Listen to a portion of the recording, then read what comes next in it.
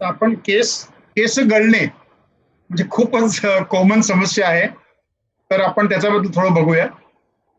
केसांना आपण जर इलेक्ट्रॉन मायक्रोस्कोपिकली बघायला गेलो, जसं आपल्याला माहिती आहे की त्वचा आपण जेव्हा मायक्रोस्कोप खाली बघतो, तर बाह्य त्वचा, आंतर त्वचा आणि फेट. तर त्या बाह्य त्वचाचं असं एक आतमध्ये इन्व्हेजिनेशन आम्ही म्हणतो, त्याच्यामध्ये हे हेअर फॉलिकल उगवत असतं. इकडे आपण बघू शकता, पॅपिला म्हणजे ही एक सतत काम करणारी अशी फॅक्टरी आहे, जिथे कंटिन्युअस अहोरात्र काम चालू असतं आणि तिथे केसांचे सेल बनत असतात. आणि तो हा हळूहळू वर जातो, तो काळ्या रंगाचा असा पाईप सारखा आहे, तो आपला केस आहे. आता याच हेअर फॉलिकल मध्येच ओपन होणारी एक ग्रंथी दिसते, ज्याला आपण सिबेशियस ग्लँड म्हणतो, म्हणजे एक तैल ग्रंथी. आपल्या केसावर जो चिकटपणा येतो तो इथून येतो. तर हा हेअर बल्ब मध्ये हा हेअर फॉर्म होतो. एक टायनी पण अहोरात्र काम करणारी फॅक्टरी आहे. आणि जसं आपला जन्म होतो, मग आपण युवा होतो, मग वृद्धावस्था येते आणि आपलं मरण येतं. जसं हे आपलं सायकल आहे, तसंच हेअर सुद्धा एक सायकल माध्यमात जातं.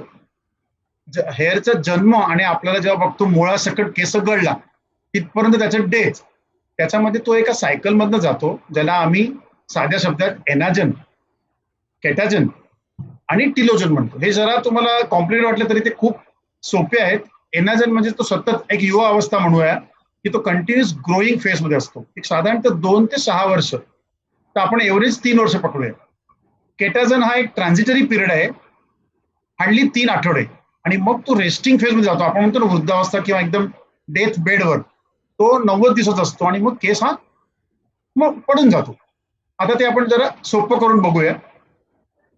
पहिल्या स्लाइड मध्ये हा ग्रोईंग एनाजन केस आहे, सतत उगवत असतो.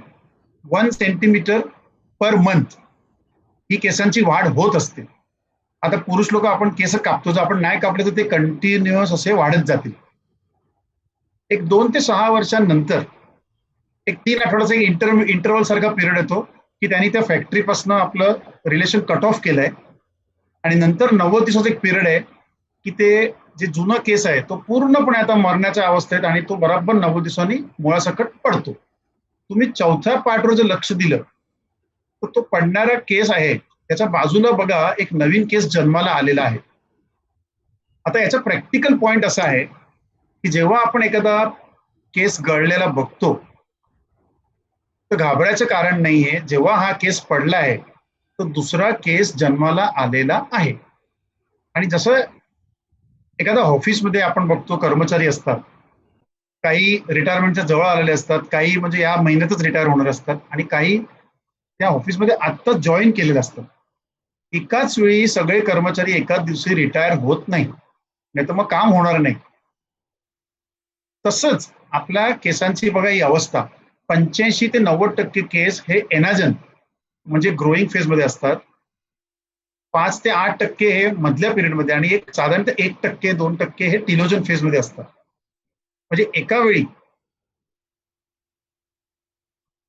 Normal hair growth is 1 centimetre per month. आपल्या डोक्यावर साधारणतः 1 लाख केस आहेत. तर 0.1% जर पकडले तर 75 ते 100 केस त्यांचं आयुष्य आज संपलंय आणि ते गळणार म्हणजे गळणार. मग मुख्यमंत्री असो, प्रधानमंत्री असो, की कोणी एखादा पिक्चरचा हिरो असो, हे नॉर्मल प्रोसेस आहे. So do not gate panic. एका रात्रीत तुमचे सगळे केस गळणार नाही. कारण आमच्याकडे पेशंट येतात, सर बघा किती केस गळले, तसं गठ्ठा घेऊन येतात आणि आता मी बाल्ड होणार. तर तसं होत नाही. हे आपल्याला टेक होम मेसेज आहे. आणि केस गळण्याचे जे कॉमन कारण आहेत त्यात थायरॉइड प्रॉब्लेम, खाण्यात प्रोटीनची कमतरता, हिमोग्लोबिन कमी, हे महत्वाचे कारण आहे. तसंच एखादा खूप मोठा फिवर, प्रेग्नन्सी किंवा कॅन्सर ट्रीटमेंट. तर केस गळण्यावर घाबरायची काही गरज नाही. 90% केसेसमध्ये मायनर असतं. तर तुमच्या बहुमूल्य वेळ आणि पैसे मार्केटेड प्रोडक्ट आणि हेअर क्लिनिकमध्ये टाकू नये. मी पुढे येणाऱ्या काही स्लाइड्स मध्ये तुम्हाला इझी करून दाखवणार. आता आपण जर याला क्लासिफाय करायला गेलो, एक जनरलाइज म्हणजे सगळेच केस गळतात. त्याच्यामध्ये कॉमन म्हणजे रक्ताची कमी, प्रोटीन कमी, एनाजन इफ्ल्युएम किंवा टिलोजन इफ्ल्युएम, थायरॉइडचे डिसऑर्डर आणि पुरुषांना होणारं म्हणजे मेल पेटल बाल्डनेस. आणि लोकलाइज्ड म्हणजे एक ठराविक ठिकाणी केसांची गळती होणे. आणि जाळी खोलली तर ते म्हणजे आपण चाईचा आजार. आता हे बघा, ही चाईची स्लाइड आहे. म्हणजे ठराविक ठिकाणाहून केस गळलेले आहेत. चाई हा एक कॉमन आजार आहे. हे जे गळलेले केस आहेत तिकडे केस इझिली येतात. सिंपल आम्ही क्रीम देतो, गोळ्या देतो. पण चाईबद्दल एक महत्वाचा विषय की चाईमध्ये केस येतात पण नवीन चाई उद्भवू शकते, कारण की हा एक ऑटो इम्युन आजार आहे. 100 चाईचे पेशंट घेतले तर 4-5% पेशंटमध्ये कधी कधी असं घडतं की बघा, केसांचे म्हणजे भोया, आयब्रोज हे सुद्धा गेले, पण हे खूप कमी कंडिशन मध्ये होतो. आता चाई सारखाच दिसणारा दुसरा एक आजार की आपल्याला वाटतं चाई आहे, पण हे चाई नाहीये. हे आहे फंगल इन्फेक्शन ऑफ स्काल, म्हणजे टीनिया कॅपिटिस. केस उपटले तर ते पटकन आम्ही बऱ्याच वेळा मग केस उपटून त्याला कल्चरसाठी पाठवतो, कारण की बघा दिसताना असं वाटतं की चाई आहे की काय, पण चाईचे क्रीम आणि ट्रीटमेंट वेगळी असेल आणि फंगलची अँटी फंगल ट्रीटमेंट द्यावी लागेल. आणि या दोघांसारखाच दिसणारा एक तिसरा प्रॉब्लेम आहे, खूप खूप इंटरेस्टिंग आहे. बघा तुम्ही, हे बघा वाकडे तिकडे केस गेलेले आहेत, हे चाई पण नाहीये आणि हे फंगल इन्फेक्शन पण नाही.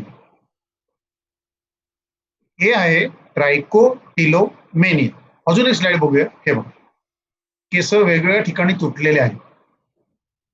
माझ्या गेल्या 20 वर्षाच्या प्रॅक्टिसमध्ये तुम्हाला म्हणजे खरोखर आश्चर्य वाटेल, खूप हे पेशंट्स आले. ते जेव्हा मी ओळखतो तेव्हा मग मी एक सायकॅट्रिस्टचा रोल करतो. पेशंट बरोबर 5-10 मिनिटं वेगळ्या रूम मध्ये आम्ही बोलण्याचा ट्राय करतो, आई वडिलांना पण बाजूला ठेवून. आणि 10वीची परीक्षा असताना किंवा 10वीचे मुलं, 12वी, BSc, पोस्ट ग्रॅज्युएट, असे वेगवेगळ्या स्टँडर्डचे पेशंट्स मला मुलं आणि मुली भेटलेले आहेत. आणि वेगवेगळे कारण, म्हणजे मुलुंडमधनं माझ्याकडे एक माझे डॉक्टर मित्र यायचे.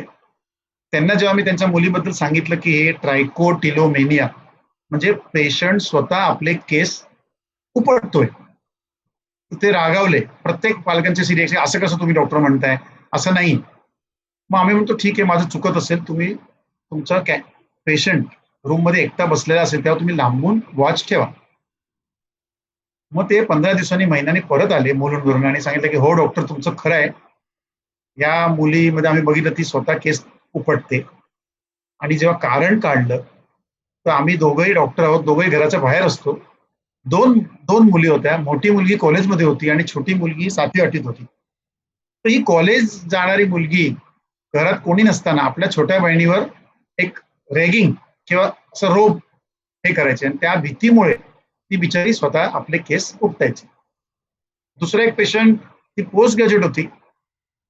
ती म्हणाली की मला डान्स मध्ये खूप इंटरेस्ट होता आणि मला डान्स मध्ये कधी पाठवलंच नाही, ते स्ट्रेस होतं. एक 10वीची मुलगी होती, ती म्हणाली आम्ही कुर्ल्याला राहत होतो आणि आता आम्ही कल्याणला शिफ्ट झालोय, माझे मित्र वगैरे सगळे सब बदलले, मला कोणीच नाहीये.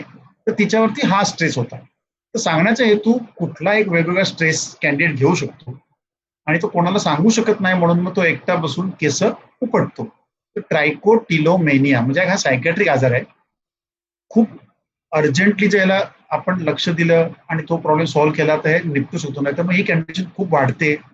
आणि पुढे पुढे पेशंट असंही आम्ही बघितले की हे केस खायला सुरुवात करतो आणि मग ते सर्जरी करून तो केसांचा गोळा पोटातनं काढावा लागतो, असं सुद्धा घडतं. तर हे एक तिसरे एक आपल्याला केस गळण्यावर पूर्ण करण्यासाठी म्हणून हा टॉपिक इन्क्लूड केला.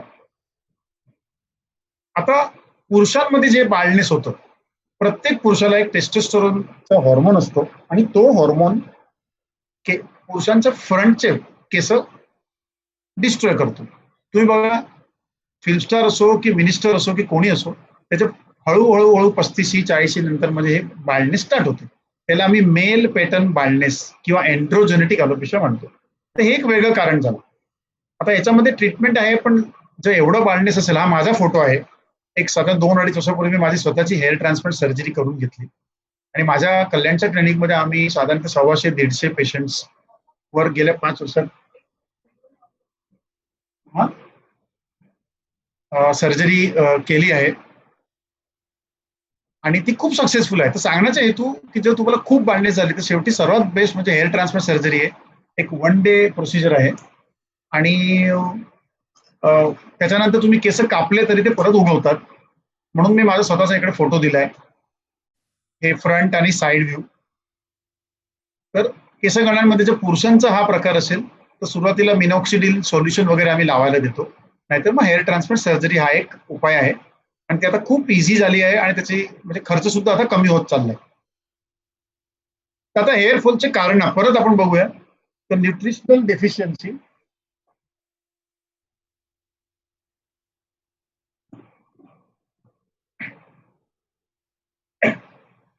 हा तिथंच पाऊस होतो. न्यूट्रिशनल डेफिशियन्सी म्हणजे खाण्यापिण्यातनं कमजोरी, रक्त कमी म्हणून केस गळत असेल तर पहिलं आपलं साधं सीबीसी करून घ्या. आपलं हिमोग्लोबिन किती आहे, यंग गर्ल्समध्ये रक्त कमी असतं, मिनोपोज मध्ये येणाऱ्या वुमन मध्ये केस रक्ताची कमी असते. त्याच्यानंतर हल्ली आपण कॉलेजचे मुलं वगैरे बघतो तर डायटिंग करतात, तर त्याच्यामध्ये मग डायटिंग करतात, खाणं पिणं एकदम कमी करतात, तर त्याच्यामध्येच प्रोटीनची पण कमी होते, क्रॅश डाएट, फॅट डाएट, आणि मग केस गळायला सुरुवात होतात. अजून एक कॉमन कारण म्हणजे थायरॉइडची समस्या, हायपोथायरॉइड, हायपरथायरॉइड, मग त्यात आपल्याला डॉक्टरचं कन्सल्टिंग लागेल. आता मी 2 स्लाइड मध्ये दाखवलं होतं, एनाजन, इफ्ल्युएम आणि टिलोजन. आपण बघितलं एनाजन, केटाजन, टिलोजन. ग्रोईंग केस 90% असतात, त्याला एकदम असा शॉक केव्हा बसतो, एखादा कॅन्सरचा पेशंट तो किमोथेरपीवर आहे किंवा रेडिओ, तर सगळ्या 90% केसांवर हा शॉक बसतो. आणि हे एकच कारण आहे, म्हणजे लाखामध्ये एक, की एका रात्रीत बाबा हे सगळे केस त्याचे गळतात आणि तो टक्कल पडतो. आता हे सांगण्याचं कारण की आपल्याला जो आपल्या मित्रांमध्ये नात्यामध्ये जो केस गळण्याची समस्या आहे त्याच्यामध्ये हे कॅन्सर कारण अजिबात नाहीये. तर आपल्याला एका रात्रीत सगळे केस गळणार नाही म्हणजे नाही, हे सायन्स आहे. तर घाबरून नका जाऊ, कारण की हे जेव्हा पॅनिक होतो की मग आपण मार्केटेड आणि ते क्लिनिकमध्ये जातो आणि मग विनाकारण खूप पैसे खर्च करतो. तसं दुसरं एक कारण आहे टिलोजन इफ्ल्युएम, म्हणजे आपण बघितलं एनाजन, केटाजन, टिलोजन. टिलोजन म्हणजे हा रेस्टिंग फेज 90 दिवसाचा. आता चाइल्ड बर्थ एकदम कॉमन कारण, डिलिव्हरी झाली, बराबर बाळ 3 महिन्याचं होतं आणि पेशंट आमच्याकडे येतो की डॉक्टर खूप केस गळत आहेत. आता काल माझ्याकडे एक लेडी आली होती नेरळवरून, खूप रडत होती. जून जुलैमध्ये तिला कोविड झाला. ती एवढी सिरियस झाली की नेरळवरनं त्याला घेतलं तर कुठे बेड भेटत नव्हता. शेवटी कुठे कल्याणच्या हॉस्पिटल XYZ मध्ये पोहोचली. तिकडे सांगितलं की ते कोमामध्ये जाईल आणि काही शक्यता नाही. पण सगळी ट्रीटमेंट भेटली आणि ती वाचली. जून जुलै. ती आली होती काल, म्हणजे ऑक्टोबर 8. मी म्हटलं ताई मग बरं आहे, तुमचा दुसरा जन्म झाला. आता ती एकदम छान होती. म्हणे नाही बरोबर आहे, पिशवी घेऊन आले. पण बघा म्हणे डॉक्टर, माझे हे आजचे केस, अर्धी पिशवी, आता काय जगण्यात फायदा, मी टक्कल होणार. आता जर तुम्ही या स्लाइड वरती लक्ष दिलं, टिलोजन इफ्ल्युएम, केटाजन फेज हा 90 दिवसाचा असतो, बरोबर 3 महिन्यांनी. परत बघा, डिलिव्हरी झाली त्याचा बरोबर 3 महिन्यांनी. एखादा मोठा आजार, मग तो टायफॉइड असो, डेंग्यू असो की कोविड असो, एखादा मोठी सर्जरी किंवा एखादा इमोशनल स्ट्रेस, घरात एखादं काय डेथ वगैरे झालं, त्या शॉक मध्ये आपले केस प्री मॅच्युअरली केटाजन मध्ये जातात आणि बराबर केटाजन फेज संपतो 3 महिन्यांनी. तर 3 महिन्यांनी हे केस गळतात. तर हे एकदम फिजिओलॉजिकल आहे, याची ट्रीटमेंट म्हणजे काहीही गरज नाही, ते आपोआप बरं होणार. फक्त हे आपल्याला माहिती असणं खूप महत्वाचं आहे. अजून एक महत्वाचं कारण की केसांना शाळेत जाणाऱ्या मुलीला वगैरे आई त्याचे खूप खेचते, टाईट बांधते, तर ते टाईट खेचण्यामुळे एक प्रेशर येतं आणि त्याच्यामुळे ट्रेक्शन अलोपेशिया, म्हणजे खेचल्यामुळे केस जातात. एक स्लाइड, ओके गेली वाटतं, ठीक आहे.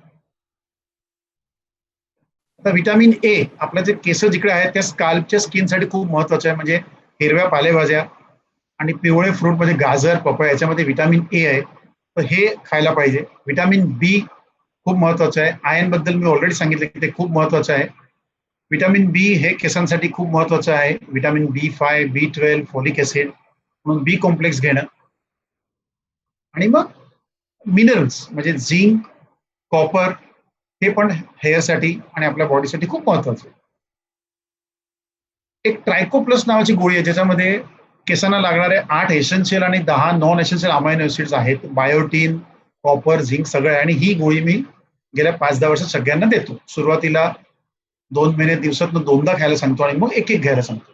आता ह्या गोळीचं नाव इकडे घ्यायचं कारण, आणि मी या वेबिनारच्या शेवटमध्ये एखाद्या सर्टन प्रोडक्ट्स मी इकडे का दाखवतोय त्याचं पण मी 2 मिनिटात डिस्कस करणार आहे. तर फार्मा कंपनीच्या अशा ज्या गोळ्या आहेत त्याच्या ऑलमोस्ट 1/3 प्राइस मध्ये उपलब्ध असल्यामुळे मी हे देतो आणि रिझल्ट खूप छान आहेत. आता खूप महत्वाचं सिक्रेट, तुम्हाला तुमच्या घरातल्या कुठल्या फॅमिली मेंबरचं किंवा नातेवाईकाचं किंवा मित्राचं केस गळण्याचं सॉल्व्ह करायचं असेल तर सिम्पल ट्रीटमेंट आहे. त्याचं सिक्रेट आहे प्रोटीन, प्रोटीन आणि प्रोटीन. कारण की केस केराटिननी बनलेले आहेत. 97% ते केराटिन आहे. केराटिन म्हणजे प्रोटीन. आणि आपल्याला खाण्यामध्ये प्रोटीन म्हणजे आपल्याला किती पाहिजे, समजा मी 60 ते 70 किलोचा आहे तर 1 ग्राम पर केजी म्हणजे साधारणतः 60 ते 70 ग्राम प्रोटीन हे मला रोजचं भेटलं पाहिजे. जसं आपल्या शरीरामध्ये चरबीचा साठा होतो, पोट पुढे येतं, तसं प्रोटीनचा साठा होत नाही. प्रोटीन हे आपल्याला रोज घ्यावं लागतं. आणि आपण जर आपलं खाणं बघायला गेलो, वरण भात भाजी चपाती, तर फक्त वरणमध्ये प्रोटीन आहे. चपाती आणि राईस हे कार्बोहायड्रेट झाले, प्रोटीन निग्लिजिबल आहे. भाजी महत्वाची आहे कारण भाज्यामध्ये विटामिन्स आहे. आता अख्ख्या घराचं वरण पातेलं भरून समजा मी एकटा पिऊन गेलो 100 ग्राम समजा, तर मला 15 ते 20 ग्राम प्रोटीन भेटेल. तरी माझं 60 ते 70 ग्राम होत नाही. मी 1 लिटर दूध प्यायलो तर मला 3 ग्राम प्रोटीन भेटेल आणि मला पाहिजे किती, 60 ते 70 ग्राम रोजचं. म्हणून आपण प्रोटीनमध्ये डेफिशियंट असतो. मग चिडचिडपणा, थकवा, आजार, केस गळणे सगळ्यांना आपण आम्हाला. प्रोटीनचे फायदे बघा, मी स्लाइडमध्ये दाखवलंय. मसल्स बनतात प्रोटीननी, हाडांना प्रोटीन, एन्झाईम्स, दिवसभर चयापचयची प्रक्रियेसाठी आपल्याला लागतो एन्झाईम्स, ते कुठनं बनतो, प्रोटीननी. हिमोग्लोबिन, ग्लोबिन हा प्रोटीन. हॉर्मोन्स, हॉर्मोनशिवाय तर बॉडी चालणारच नाही, ते कशाने बनतात, प्रोटीन. आता आपण कोविडमध्ये ऐकतो अँटीबॉडी, रोगप्रतिकार शक्ती. अँटीबॉडी म्हणजे इम्युनोग्लोब्युलिन, तर ग्लोब्युलिन हे काय, प्रोटीन. आणि शेवटी केस. म्हणजे प्रोटीन म्हणजे लाईफ आहे आणि प्रोटीन आपल्याला कमी पडतं, तर प्रोटीन खायला पाहिजे. आता प्रोटीन सोर्स मध्ये मी वे प्रोटीन रिकमेंड करतो, कारण की या पृथ्वीवरचं सर्वात हायेस्ट न्यूट्रिशियस प्रोटीन म्हणजे वे प्रोटीन.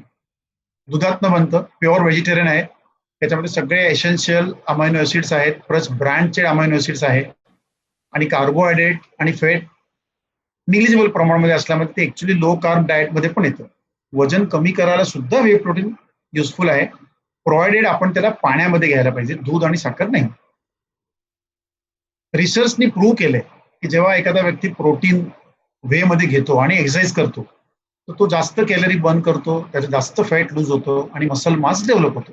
तर वे प्रोटीन इव्हन तुम्ही जर न्यूट्रिशनिस्ट डायटिशियनशी डिस्कस केलं तर वेट कमी करायला उपयोगी आहे. प्लस आम्ही एज अ सायंटिस्ट बघितलंय की ल्युकोडर्मा कोड वाढत जातो, पांढरे डाग, तर ते न वाढण्यासाठी वे प्रोटीन खूप महत्वाचं आहे. सिमिलरली एच आय व्हीचे माझ्याकडे खूप पेशंट आहेत. मी गेले 10-15 वर्ष त्यांना व्हे प्रोटीन देतो आणि जो गट व्हे प्रोटीन घेतो ते आजही ठणठणीत आहे, खूप छान आहे. तसं आता जे कोविड चालू आहे तर व्हायरल इन्फेक्शन आपण बघतो की 90-95% पेशंट कोविडमधनं बरे होतात का, रोगप्रतिकार शक्ती चांगली पाहिजे. तर त्यासाठी सुद्धा आपल्याला व्हे प्रोटीन एसेन्शियल आहे. म्हणजे केस हा एक मी तर म्हणेल एक्सक्यूज होईल, पण व्हे प्रोटीन घेतलं तर आपल्याला 100 बेनिफिट आहे. त्यातला एक बेनिफिट म्हणजे केस गळाचे थांबतील, केस लांब, सुदृढ आणि शायनी होतील. आता एखाद्या व्यक्तीने सांगितलं की नाही मला व्हे मधनं प्रोटीन नाही पाहिजे, मी दुसऱ्या सोर्स मधनं घेईन, तर आपण जरा कम्पेअर करूया. 100 ग्राम एग मध्ये 12 ग्राम प्रोटीन भेटेल, पण एग यॉक त्याचा जो पिवळा पार्ट आहे त्याच्यामध्ये खूप कोलेस्ट्रॉल आहे की जे लॉंग टर्म मध्ये आपल्याला हानिकारक आहे. 100 ग्राम चिकन नॉनव्हेज मध्ये प्रोटीन खूप चांगलं भेटेल, पण जर रेग्युलर घेतलं तर कोलेस्ट्रॉल आणि फॅट त्याच्यामध्ये खूप जास्त आहे की जे हार्टला डॅमेज करेल. हा, व्हेच्या नंतर नंबर 2 ला मी म्हणेन सोया इज अ गुड सोर्स. त्याच्यामध्ये 40% प्रोटीन आहे आणि कोलेस्ट्रॉल नाही, तर तुम्ही सोया निवडू शकता. नाहीतर मग हे विप्रो 75 नावाची जी ब्रँड आहे ज्याच्यामध्ये व्हे प्रोटीन म्हणजे प्रोटीन 75% आहे आणि फॅट खूप कमी आहे, कोलेस्ट्रॉल नाही. आपण जर दुधाचा पूर्ण घट बघितला तर 87% त्याच्यामध्ये पाणी आहे आणि 13% प्रोटीन आहे. 13% सॉलिड्स आहेत, 4% प्रोटीन, 4% लेक्टोज आणि 4% फॅट. त्या 4% फॅट मध्ये सुद्धा 20% वे आहे, म्हणजे वे खूप कमी आहे आणि वे डायजेशनला खूप इझी जातं. केसिन डायजेशन मध्ये जरा अवघड आहे. ही जी ब्रँड मी रिकमेंड करतो ती विप्रो 75 ज्याच्यामध्ये 75% प्रोटीन आहे आणि फॅट आणि कोलेस्ट्रॉल नाहीये. विप्रो 75. फॅट 2% आहे, कार्बोहायड्रेट 5%. आता आपण जेव्हा समजा तुम्हाला ही ब्रँड नाही घ्यायची आणि मार्केटमध्ये दुसरी ब्रँड घ्यायची, तर त्याची निवड कशी करायची? तर व्हे प्रोटीन परत आपण रिवाइज करूया. व्हे प्रोटीन जर आपण जेवणाच्या पहिले घेतलं तर आपल्या ब्रेनला सिग्नल जातात की पोट भरलेलं आहे. तर तुम्ही जेवणाच्या पहिले व्हे प्रोटीन घेतलं तर मग तुमचं आपोआप एक चपाती का राईस कमी होतो, म्हणजे वजन कमी करायला ते मदत करतं. त्याच्यामध्ये 75 ते 80% प्रोटीन आहे. प्रेग्नन्सीमध्ये एखाद्या प्रेग्नंट लेडीने पूर्ण 9 महिन्याचं व्हे प्रोटीन घेतलं तर healthy mother, healthy baby, normal delivery होणार. सर्जरीच्या नंतर डायजेशन कमी झालेलं असतं. एथलीट्स, आपल्याला वर्कआउट नंतर व्हे प्रोटीन महत्वाचं आहे. वेट लॉस साठी मी सांगितलं आणि व्हेजिटेरियनला ते खूप महत्वाचं आहे. आता समजा आपल्याला ही ब्रँड नाही घ्यायची आणि आपण मार्केटमध्ये दुसरी निवडायची, तर मी इकडे तुम्हाला एक सिक्रेट सांगेल की ते कसं निवडायचं. जसं आपण सोनं मध्ये म्हणतो 18%, 18 कॅरेट, 22% आणि 24 कॅरेटचं गोल्ड आहे. तसं आता समजा इकडे एक ब्रँड दाखवली मी, फॉर एक्झाम्पल फेमस ब्रँड आहे पीडियाश्युअर. ते तुम्ही हातात घ्या, तर त्यात काय लिहिलंय, 100 ग्राम मध्ये 14 ग्राम प्रोटीन. आपण किती घेतो? 10 ते 20 ग्राम, 25 ग्राम घ्यायला पाहिजे, म्हणजे साधारणतः 3 ग्राम प्रोटीन आपल्याला भेटेल. आपण 100 ग्राम सकाळ सकाळी घेत नाही आणि फॅट खूप आहे. एक चांगली ब्रँड आहे प्रोटीन एक्स, ज्याच्यामध्ये 30% प्रोटीन आहे.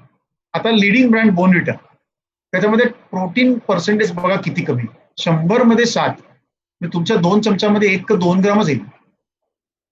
आणि आपण त्याला प्रोटीन समजून घेतो, याच्यामध्ये बाकी सगळं शुगर आहे, मग कॅलरीज वाढतील. हा, बी सोया एक चांगली ब्रँड आहे, ज्याच्यामध्ये 40 ग्राम आहे. हे विप्रोचे 2 ब्रँड आहेत, 30 म्हणजे 30% प्रोटीन आणि 75 किंवा 80 म्हणजे 80% प्रोटीन. तुम्ही कुठलीही प्रोटीन निवडा, नो इश्यूज, पण त्याच्यामध्ये प्रोटीनचं पर्सेंटेज जास्त पाहिजे. वे प्रोटीन कॉन्सन्ट्रेट, आणि त्याच्याही पेक्षा जसं जिम मध्ये ते कॉस्टली प्रोटीन भेटते, त्याच्यामध्ये वे प्रोटीन आयसोलेट असतं, त्यात 95% प्रोटीन असतं. तर हे जरा महत्वाचं आहे की वे प्रोटीन कशी निवडावी. तर आपण प्रोटीन घ्यायला पाहिजे आणि सप्लिमेंटची गोळी, जसं मी ट्रायकोप्लस दाखवली, म्हणजे व्हिटॅमिन सी निघालं. आता आलं तेल. आता आपल्या देशामध्ये तेलाबद्दल खूप फेड आहे. तर तेल एक सिक्रेट की खूप काय गरजेचं नाहीये, फक्त केसांना लुब्रिकेशन करतं. त्याच्या अलीकडे ते केस, म्हणजे ऍक्च्युली केस हा आपला असा एक पाईप आहे, त्याला बाहेर कॉर्टेक्स नावाची एक भिंत असते. तर तुमचं कुठलाही घटक, बदाम तेल वगैरे, ते केसांच्या आतमध्ये घुसूच शकत नाही. तर कृपा करून असं मार्केटेड किंवा बदाम आहे म्हणून 500 आणि 600 रुपयाला तेल घ्यायची गरज नाही. तुमचं 20 आणि 25 रुपयाचं कोकोनट ऑइल सुद्धा ते काम करेल. आणि पूर्वी दिवसभर तेल लावून ठेवायचे आंघोळ केल्यावर, पण आता काय झालंय, वातावरणामध्ये पोल्युशन खूप आहे. तुम्ही जेव्हा आंघोळ करून बाहेर येता आणि मग तेल लावता, तर बाहेरचं पोल्युशन आणि डर्ट हे सगळं केसांवर बसतं आणि उलट कचरा जास्त जमा होतो, डेंड्रफ होतो. तर आम्ही आता काय सांगतो डर्मॅटॉलॉजिस्ट, की आठवड्यातून 2दा की 3दा तुम्हाला शॅम्पू करायचा आहे, त्याच्या आगल्या दिवशी रात्री तुम्ही तेल लावा. त्यातल्याच जे एक ब्रँड पाहिजे. आपण एखादी ब्रँड बघतो ऍडव्हर्टाइज आणि त्या बाईचे खूप लांब केस असतात आणि म्हणून आपण ते तेल घेतो. तर तेलमुळे केस गळायचं थांबणार नाही, की तेलामुळे केस काय लांब होणार नाहीये. तर ऍडव्हर्टाइजला बळी पडू नका. त्यातल्या त्यात एक ब्रँड आहे की ज्याच्यामध्ये कोकोनट ऑइलच्या बरोबर आमला, कोरफड, जास्वंदीचे फूल, मेहंदी सगळं टाकलंय, असं क्युरेक्स हेअर ग्रो ऑइल, किंवा तुम्ही दुसरं साधं कोकोनट ऑइल पण घेऊ शकता. आता शेम्पू वर येऊया. शेम्पू हा ऍक्च्युली भारतीय शब्द आहे, मसाज. त्याच्यामध्ये बेसिकली डिटर्जंट, ऑइल आणि वॉटर असतं. तर डिटर्जंट म्हणजे आपल्या केसातलं तेल पदार्थ काढण्यासाठी आपण शेम्पू वापरतो, क्लीन करण्यासाठी. त्याचा एक लायपोफिलिक पार्ट असतो की जो आपल्या तेल पदार्थाला जाऊन कोटिंग करतो, आणि मग हायड्रोफिलिक पार्ट पाण्याबरोबर त्याला वॉश करायला हेल्प करतो. लॉरेल सल्फेट, बिटेन किंवा फॅटी अल्कोहोल त्याचे घटक असतात.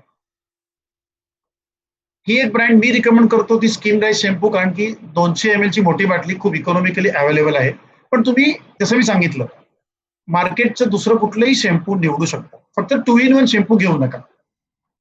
आता शॅम्पू लावण्याच्या पहिले तुमचे केस पहिले थोडं पाण्याने धुवून टाका, म्हणजे वरवरचा कचरा निघून जाईल. मग जेंटली केसांमध्ये त्याला मसाज करा, एक 2-3 मिनिटं थांबा आणि मग संपूर्णपणे रिन्स करा. रिन्स करताना बघा की थोडा पण शॅम्पूचा घटक राहायला नाही पाहिजे, कारण की मग तो परत केसांना ड्राय करेल. आता 2-in-1 शॅम्पू काही कंपनीचे असतात. शॅम्पू हा मुळात अल्कलाईन आहे. शॅम्पूचं काम आहे आपल्या केसांवरचं तेल काढणे. कंडिशनर हा ऍसिडिक आहे, त्याचं काम आहे तेल देणे. तर 2-in-1 शॅम्पू वापरू नका.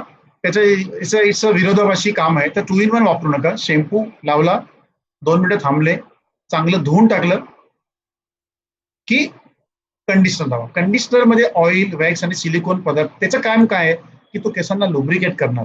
शॅम्पूने जे केसांना ड्राय केलं आहे, जर तुम्ही नुसते शॅम्पू करून बाहेर आले तुमचे केस बघा रखरखीत होतात, भांग पडायला त्रास होतो.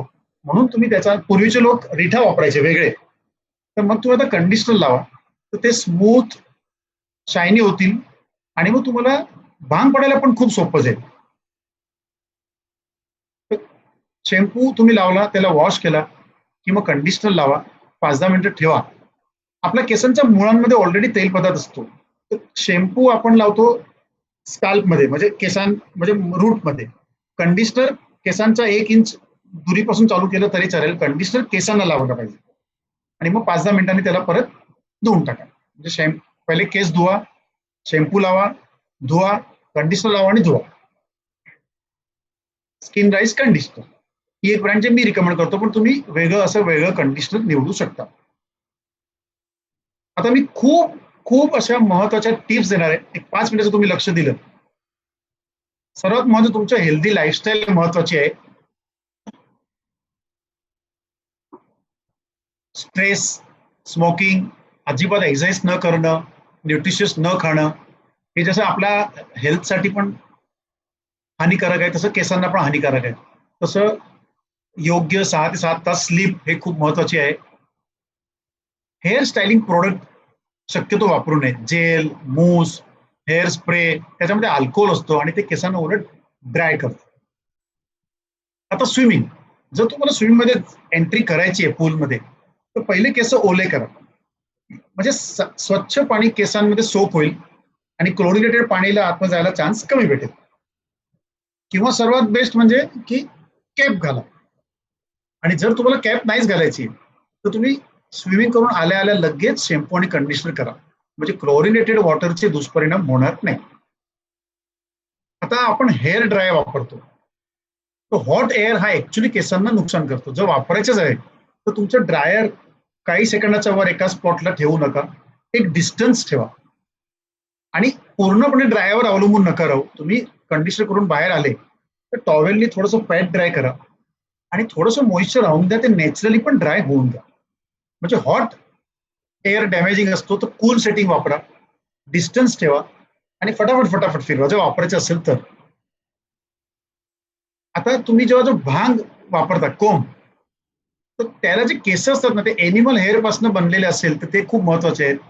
प्लास्टिकचा कोंब वापरू नये, कारण की एनिमल हेअर पासून बनलेले त्याचे जे केस आहेत हे सॉफ्ट असतात, डॅमेज होणार नाही. दुसरं, त्या कोंब मध्ये जे त्याचे ते काटे आहेत, ब्रिस्टल्स, ते लांब लांब असलेले जास्त बरं, म्हणजे गॅप असलेले जास्त बरं, आणि त्याचे टिप स्मूथ पाहिजे, म्हणजे ते डॅमेज करणार नाही. लक्षात ठेवा की जेव्हा केस ओला असतो तेव्हा तो जास्तीत जास्त फ्रजाईल असतो, म्हणजे तो पटकन तुटू शकतो. म्हणून केस तुम्ही शॅम्पू कंडिशनर केल्यावर त्याला टॉवेलनी असं हलकं ड्राय करा, पूर्ण ड्राय होऊन द्या, मग ब्रश करा, तर केस तुटणार नाही. आता काही लोकांचं म्हणणं आहे की मी रोज केस धुतो म्हणून मला नुकसान होतं. काही पालक आमच्याकडे येतात की माझ्या मुलीच्या, आता मी डॉक्टर साहेब गेले 3-4 महिने आम्ही शॅम्पूच बंद केले. म्हटलं का? तर नाही म्हणे, शॅम्पू केल्यामुळे केस गळतात. आता त्याची सायंटिफिक फॅक्ट मी सांगतो. शॅम्पूच्या आतमध्ये केसांना बुडून 10-10 वर्ष ठेवून मग लॅबोरेटरीमध्ये काढून त्याची टेन्साईल स्ट्रेंथ जेव्हा घेतली तर अजिबात फरक पडला नाही. म्हणजे शॅम्पू किंवा पाण्याने केसांना काही डॅमेज होत नाही. मी जोकिंगली कॉन्फरन्सेस मध्ये उत्तर देतो की जो शॅम्पू मुळे केस गळत असते, तर मग लेडीज लोकांना पायाला वगैरे एनी फ्रेंच लावायची गरज पडली नसती, मग ते आपण शॅम्पूच लावला असतं. तर सांगण्याचा हेतू की शॅम्पूमुळे केस गळत नाही. एखाद्याचे केस खूप चिकट आहे तर तो आठवड्यातून 2दा किंवा 3दा त्याला वॉश करायला लागतील. एखाद्याचे ड्राय आहे तर त्याला आठवड्यातून 1दा किंवा 2दा पण ठीक आहे. पण म्हणजे आपल्या प्रॉब्लेम अनुसार आपल्याला शॅम्पू हे करावंच लागेल. जेंटली तुम्ही ते करा आणि शॅम्पूमुळे केस गळत नाही.